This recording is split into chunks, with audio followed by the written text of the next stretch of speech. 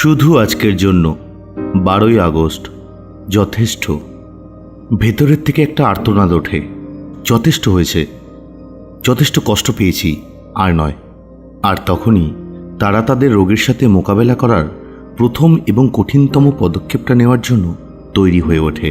Basic text, পৃষ্ঠা number 203। আমরা কি সত্যিই যথেষ্ট কষ্ট পেয়েছি? নার্কোটিক্স অ্যানোনিমাসে প্রথম পদক্ষেপ নেওয়ার জন্য তৈরি হওয়ার সময় নিজেদেরকে এই জরুরি ও গুরুত্বপূর্ণ প্রশ্নটা অবশ্যই করা দরকার।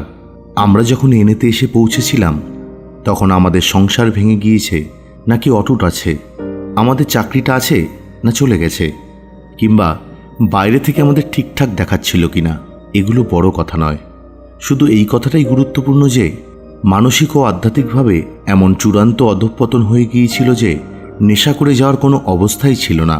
যদি আমরা এই জায়গায় পৌঁছে গিয়ে থাকি তাহলে আমরা নেশা বন্ধ করার জন্য যা যা করা দরকার কোনো কিছুতেই পিছু পাওয়া হব না।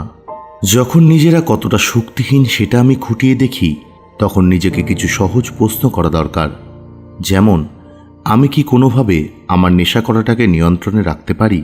নেশা করার কারণে এমন কি কি ঘটনা ঘটেছে যেগুলি আমি কখনোই ঘটাতে চাইনি? আমার জীবন কোন কোন দিক দিয়ে নিয়ন্ত্রণহীন হয়ে পড়েছে?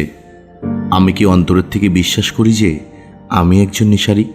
এই প্রশ্নগুলির উত্তর যদি আমাকে নার্কোটিক্স অ্যানোনিমাসে নিয়ে এসে থাকে তাহলে আমরা নেশামুক্ত জীবনের দিকে পরের পদক্ষেপটা নেওয়ার জন্য তৈরি।